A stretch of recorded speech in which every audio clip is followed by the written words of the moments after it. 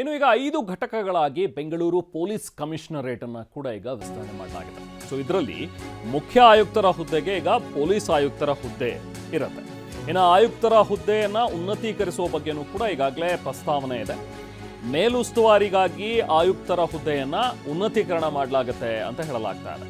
So 5 ಅಂತ ಹೇಳಿದ್ರೆ ಅಲ್ಲಿಗೆ ಬೆಂಗಳೂರು ಕೇಂದ್ರ, ಬೆಂಗಳೂರು ಉತ್ತರ, ಬೆಂಗಳೂರು ದಕ್ಷಿಣ ಮತ್ತು ಪೂರ್ವ, ಜೊತೆಗೆ ಪೊಲೀಸ್ ಆಯುಕ್ತರ ಕಚೇರಿ ಬೆಂಗಳೂರು ಪಶ್ಚಿಮ ಪೊಲೀಸ್ ಆಯುಕ್ತರ ಕಚೇರಿಯಾಗಿ ವಿಂಗಡಣೆ ಮಾಡಲಾಗಿದೆ.